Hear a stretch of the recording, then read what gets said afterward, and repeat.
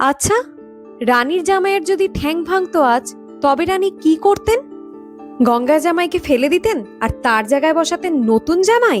রানী রাসমণির জামাই মথুরামোহন সম্পর্কে ঠিক একথাই বলেছিলেন ঠাকুর শ্রী রামকৃষ্ণ, কিন্তু কেন? তবে চলুন জানা যাক সেই প্রশ্নের উত্তর। শ্রী রামকৃষ্ণ দরবারে সকলকে স্বাগত। একদিন রানী রাসমণির জামাই মথুরামোহন বিশ্বাস অর্থাৎ সেজবাবু গদাধরকে জানান, তুমি মাকে রোজ সাজাবে। দক্ষিণেশ্বরের মা ভবতারিণীর বেশকারী হলে তুমি। ঠাকুরের ভাগ্নের হৃদয়কে বললেন, তুমি হলে এর সাকরেত। আর এমনই সময় ঘটল একটা কাণ্ড। মা ভবতারিণীর মূল মন্দিরের ঠিক পাশেই ছিল রাধা গোবিন্দের মন্দির। পূজারী ছিলেন ক্ষেত্রনাথ চাটুর্যে। রোজ সকালে তিনি রাধারানী ও কৃষ্ণকে নিয়ে মূল মন্দিরের সিংহাসনে বসান। বিকেলে নিয়ে যান নিয়ম করে শয়ন গৃহে। জন্মাষ্টমীর পরের দিন দুপুরের ভোগারতির পর চলছে বিরাম পর্ব। কক্ষান্তরে রাধারানীকে আগেই শুইয়ে দিয়ে এসেছেন। এবার ক্ষেত্রনাথ নিয়ে চলেছেন গোবিন্দকে। হঠাৎ ঘটল এক বিপত্তি। পা পিছলে পুরো মাটিতে পড়ে গেলেন। নিজেকে বাঁচালেন কোনো রকমে, কিন্তু বিগ্রহের পা গিয়েছে ভেঙে। মন্দিরে সে নিয়ে তুমুল শোরগোল। এ কি অঘটন, অশুভ সূচনা! ক্ষেত্রনাথকে করা হলো বরখাস্ত। কিন্তু তাতে কি বিগ্রহ অভঙ্গ হবে? উত্তর, না।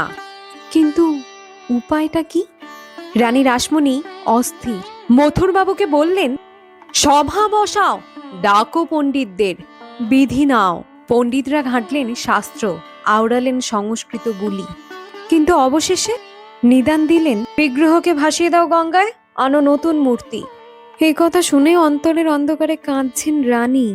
গোবিন্দ, তুমি যে আমার কাছে পাথরের বা তামার মূর্তি নও, কি করে ভাসাবো জলে? জামাই মথুরামোহন বুঝলেন রানীর অস্থিরতা। অগত্যা গিয়ে পড়লেন, যিনি সরলের মধ্যে সরল তিনিই তরল করে দেবেন। গদাধরকে বললেন সব। এখন তুমি কি বলো? তোমার মন কি বলে? যেমন পণ্ডিত তেমনি তার পাতি। ঝলসে উঠলেন গদাধর। রানীর জামাইয়ের যদি আজ ঠ্যাং ভাঙতো, রানী তবে কি করতেন? জলে ভাসিয়ে দিতেন, আনতেন নতুন জামাই? সবাই স্তব্ধ। কখনো না, জামাইকে তিনি চিকিৎসা করিয়ে ভালো করতেন। ঠাকুর বললেন, এক্ষেত্রেও তাই করা হোক। সকলে বাকরুদ্ধ। হ্যাঁ গো, ভাঙা পা জোড়া দেওয়ার কথা বলছি। ভাঙা পা জুড়ে দিলেই ঠাকুর আবার সুস্থ হয়ে উঠবেন, আবার চলবে তার সেবা পূজা। একেবারে সোজাসুজি অন্তরের কথা।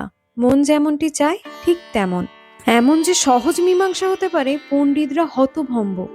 শাস্ত্র পড়ে তুললেন আপত্তি, কিন্তু মনের কাছে শাস্ত্র কি? সে জোরের কাছে কার জোর খাটবে? রানীর বুক ভরে গেল আনন্দে। দু চোখে জলের ধারা। কত সহজের মধ্যেই ধরা দিলে। মনে মনে বললেন গোবিন্দকে। গদাধরকে বললেন, তুমিই তবে ভাঙা পা জুড়ে দাও। তুমি ওস্তাদ, কারিগর, তুমিই বৈদ্যনাথ। একেবারে নিখুঁত করে জুড়লেন তিনি। চোখে দেখে বোঝার জো নাই। মথুরবাবু বললেন, দেখো তো ও আগের মতো হলো কিনা। চোখ বুজে দেখলেন অন্তরের মধ্যে গদাধর। তেমনটি আর হয় না।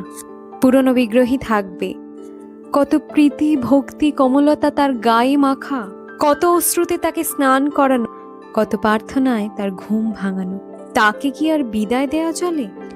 অনেকে বললেন, খুঁত হয়ে রইল যে, অঙ্গহীন বিগ্রহে কি পূজা হয়? ঠাকুর বললেন, খুব হয়। সেই বিগ্রহ আজও রয়েছে দক্ষিণেশ্বরের কালীবাড়ির সেই রাধা গোবিন্দ মন্দিরে। এভাবে শ্রী রামকৃষ্ণদেবের অজানা কাহিনী জানতে চ্যানেলটিকে সাবস্ক্রাইব করুন, আর ভালো লাগলে একটা লাইক করে শেয়ার করে দেবেন। সকলে সুস্থ থাকুন, মঙ্গল হোক।